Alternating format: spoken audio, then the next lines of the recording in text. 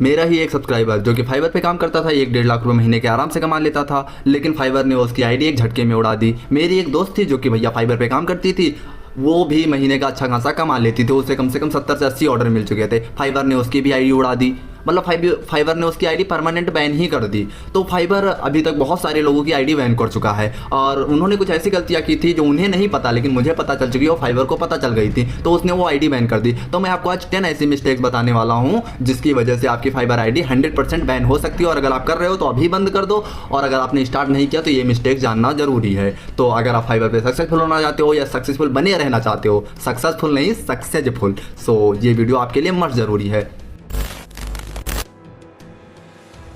हाँ, अगर आप फाइवर पे मल्टीपल अकाउंट्स बनाते हो तो फाइवर आपकी आईडी बैन कर सकता है। अब आप सोचोगे कि भाई ये कैसे, मतलब अगर मैं अलग अलग जीमेल आईडी का यूज़ करता हूँ, अलग नंबर का यूज़ करता हूँ, तो ऐसा कुछ नहीं होता। अगर आप सेम आईपी एड्रेस से 2-3-4 आईडियों को एक्सेस करते हो या फिर उनमें लॉगिन कर रखा है या फिर 4-4 आईडी आप सेलर की बना रखी है, तो फाइवर आपकी आईडी बैन कर सकता है। ये बहुत सारे एनोमसली हो सकता है, इससे स्कैमर मानते हैं फाइवर वाले, जो फाइवर की टीम होती है वो इससे स्कैम लिस्ट में शामिल कर देती है और इस बेसिस पर फाइवर आपकी आईडी बैन कर सकता है। तो एक आईपी एड्रेस से आपको एक ही अकाउंट बनाना चाहिए जिस पर आपको मेहनत करके काम करनी चाहिए, वरना आप मेरी तरह अगर आईपी एड्रेस चेंज करना चाहते हो तो जितनी मर्जी उतनी बना लो। तो आपको ये मिस्टेक को अवॉइड करना चाहिए। हाँ, मिस्टेक नंबर 2, फेक आइडेंटिटी। बहुत लोग क्या करते हैं कि दूसरे के नाम पे खुद का अकाउंट बना लेते हैं। जैसे कोई फेमस सेलिब्रिटी है या फिर कोई बड़ा सेलर है जिसका सेलर अकाउंट बहुत बड़ा है, टॉप रेटेड सेलर है, उसके नाम पे खुद का अकाउंट बना लेंगे ताकि उन्हें ऑर्डर ज़्यादा मिल सके, वो स्कैम कर सके और भी बहुत सारी चीज़ें होती हैं। और अगर आप ये करते हो तो फाइवर आपकी आईडी झटकों में उड़ा देगा, धाई धाई करके। सो आपको इस मिस्टेक करने से बचना है। अब इसके नाम पे हो क्या रहा है मार्केट में, जैसे कोई बहुत बड़ा सेलिब्रिटी है जैसे नरेंद्र मोदी जी, उनके नाम पे बहुत लोग एआई के बेस पे सॉन्ग बना के डाल रहे हैं, तो यूट्यूब तो उन्हें कुछ नहीं कह रहा है, लेकिन अगर यही आप नरेंद्र मोदी के नाम से फाइवर पर सेलर अकाउंट बना लेते हो और स्कैम करते हो तो फाइवर ये बर्दाश्त बिल्कुल भी नहीं करेगा और आपकी आईडी बैन कर देगा। तो आपको फॉल्स आइडेंटिटी या फिर फेक आइडेंटिटी का इस्तेमाल नहीं करना है। अब कुछ लोग फाइवर पर नए होते हैं जिनकी फाइवर प्रोफाइल पर उनके पर एक भी ऑर्डर नहीं मिले होते हैं, और एक भी ऑर्डर नहीं होते तो फाइवर पर एक भी उनके रिव्यूज़ नहीं होते। इसकी वजह से उन्हें ऑर्डर मिलना बहुत मुश्किल हो जाते हैं। तो उसके लिए तो बहुत सारे ऑप्शन होते हैं, पर वो एक ऐसा रास्ता निकालते हैं, एक डार्क रास्ता निकालते हैं कि भाई तो मुझे फेक रेटिंग दे दे, मैं तेरे को पैसे दे दूंगा। या फिर ऐसे सेलर से बात करते हैं कि भाई तू मुझ पर ऑर्डर करते, मैं तुझ पर ऑर्डर कर दूंगा और मैं तुझे 5 स्टार रेट कर दूंगा, तू मुझे 5 स्टार रेट कर देना। मतलब रिव्यूज़ को एक्सचेंज करते हैं। तो ये फाइवर के टर्म एंड कंडीशन के बिल्कुल खिलाफ है। मतलब ऐसा तुम करोगे तो एक हिसाब से ये बायर को मिसलीड करेगा और फाइवर के एल्गोरिदम को कंफ्यूज करेगा कि फाइवर की गिग बढ़िया है या नहीं बढ़िया है, और फाइवर एल्गोरिदम के बेस पे काम करता है। तो अगर आपको गिग रैंक करानी है तो एसईओ का इस्तेमाल करो। वो वीडियो अगर आपको देखनी है तो आपको आई बटन पे मिल जाएगी, लिंक डिस्क्रिप्शन पे मिल जाएगा। लेकिन अगर आप रिव्यू एक्सचेंज करते हो तो भैया फाइवर आईडी आपकी तुरंत बैन कर सकता है और इवन बैन कर भी देता है। तो आपको ये मिस्टेक करने से ज़्यादा बचना है। और ये जो 7वें नंबर पर मिस्टेक बताने वाला हूँ, अगर ये तो बेसिक मिस्टेक है, हर कोई करता है। तो आपको अगर ये मिस्टेक आपने कर दी तो भैया कर दी मिस्टेक, दोबारा मौका नहीं मिलेगा। तो वो वाली मिस्टेक सुन के जाना।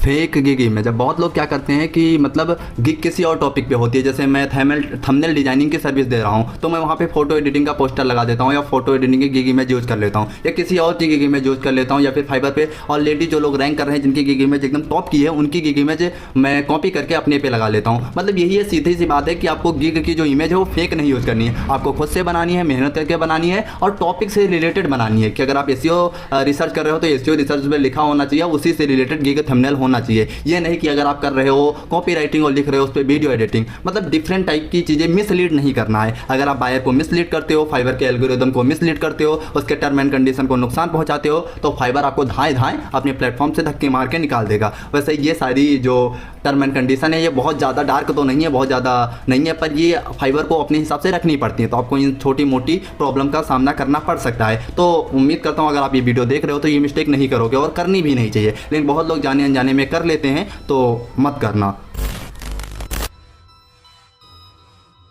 फाइवर पर डिस्क्रिप्शन एक ऐसी चीज़ है जो कि एसईओ के काम आती है और जो बायर को कन्विंस करने के बहुत काम आती है। तो टॉप रेटेड सेलर जो होते हैं वो 1 नंबर की डिस्क्रिप्शन लिख के रखते हैं। अब बहुत लोग दिमाग क्या लगाते हैं कि जो भैया जो बड़े बड़े सेलर्स हैं उनका डिस्क्रिप्शन कॉपी करके अपनी गिग में यूज़ कर लेते हैं, अपने प्रोफाइल में यूज़ कर लेते हैं। तो ये डायरेक्ट मिसलीड हुआ और आपने अपनी मेहनत नहीं की। अब यहाँ पे होगा कि वो ऑलरेडी टॉप रेटेड सेलर है, अगर आप उसका जो गिग होगा वो कॉपी करोगे तो फाइवर को ईजिली पता चल जाएगा। पहली बात तो ये फाइवर के टर्म एंड कंडीशन के खिलाफ है और ये जो उनकी कम्युनिटी गाइडलाइंस है वो भी इसकी इजाज़त नहीं देती। और अगर आप फाइवर वालों से भी बात बात करोगे तो वो भी यही कहेंगे। तो आपको डायरेक्ट डिस्क्रिप्शन कॉपी नहीं करना है, उससे इंस्पिरेशन ले सकते हो कि हाँ उसने ऐसा लिख रखा है तो मैं इससे मिलता जुलता लिख लूँ। ऐसा नहीं कि डायरेक्ट कॉपी किया और अपने में पेस्ट कर दिया। अगर आप ये करते हो तो भी फाइबर भी करेगा, एक डिलीट का बटन दबाएगा और पेस्ट कर देगा। तो आपको ये नहीं करना है। ऐसा मत करो मेरी जान, लाइफ में कुछ अच्छा करो यार।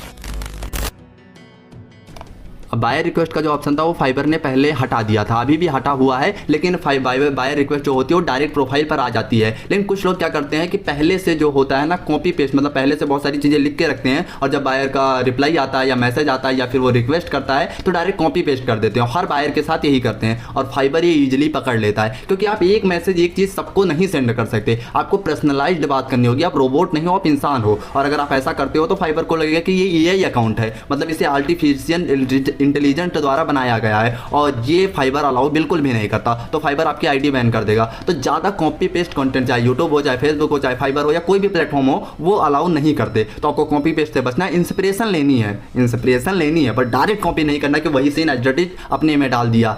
तो इंस्पिरेशन अलग होता है, कॉपी पेस्ट अलग होता है। आइए देखते हैं, बैठ मजा आएगा।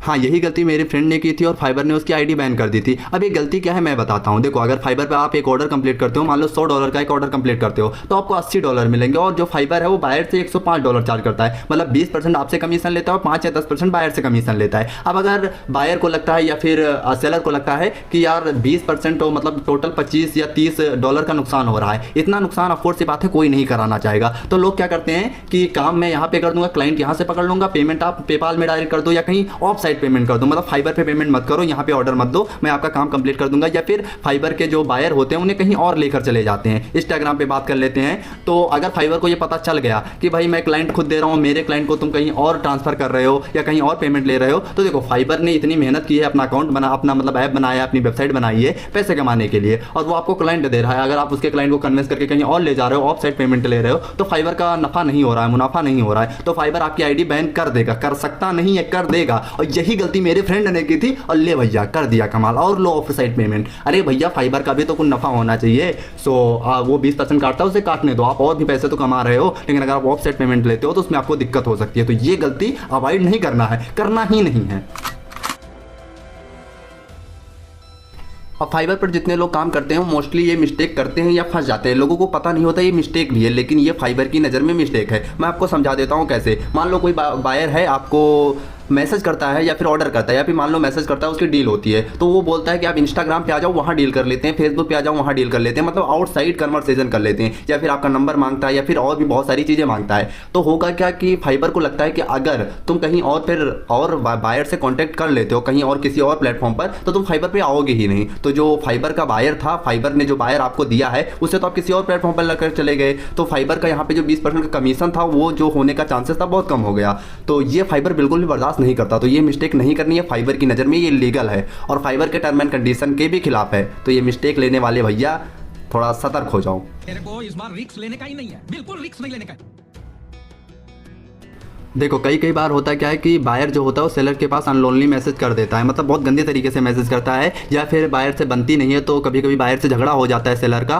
तो वहाँ पे होता क्या है कि जो सेलर होता है वो बिहेव सही नहीं करता। कई सेलर तो होते हैं बायर को ऐसा देखते हैं जैसे बायर चीप है और बायर को ढंग से बिहेव नहीं करते, उनके साथ इंगेज नहीं करते, उनसे ढंग से बातें नहीं करते, उन्हें ब्लॉक मार देते हैं, मतलब ऐसा कुछ करते हैं। मतलब यही है कि बायर का एक्सपीरियंस जो होता है ख़राब कर देते हैं। बायर के साथ अगर ढंग से इंगेज नहीं करोगे, उन्हें अनप्रोफेशनली ट्रीट करोगे, उनके साथ बिहेवियर अपना सही नहीं रखोगे, अपनी बेसिक जो चीज़ें होती है बेसिक मैनर के साथ बात नहीं करोगे, तो फाइबर अगर ये नोटिस करेगा तो भैया फाइबर आईडी बैन ही नहीं करेगा, दिक्कत भी दे सकता है। तो ये गलती आपको फाइबर पे नहीं करना, ये फाइबर पे ही नहीं रियल लाइफ में भी नहीं करनी चाहिए। बेसिक मैनर और बेसिक चीज़ें आपके अंदर होनी चाहिए और ये फाइबर भी अलाउ नहीं करता। मैंने सोचा आपको बता दूं। और भी बहुत सारी गलतियां हैं जो आपको डिस्क्रिप्शन में टाइम टू टाइम अपडेट कर दूंगा मैं, आपको इन फ्यूचर भी हेल्प होते रहेगी। मैं ये नहीं कि वीडियो बनाऊँ निकल लूँ, मैं ऐसा बंदा बिल्कुल भी नहीं हूँ। आपकी हेल्प करने के लिए बैठा हूँ। कुछ लोग मेरी वीडियो को पूरा भी नहीं देखते, मत देखो।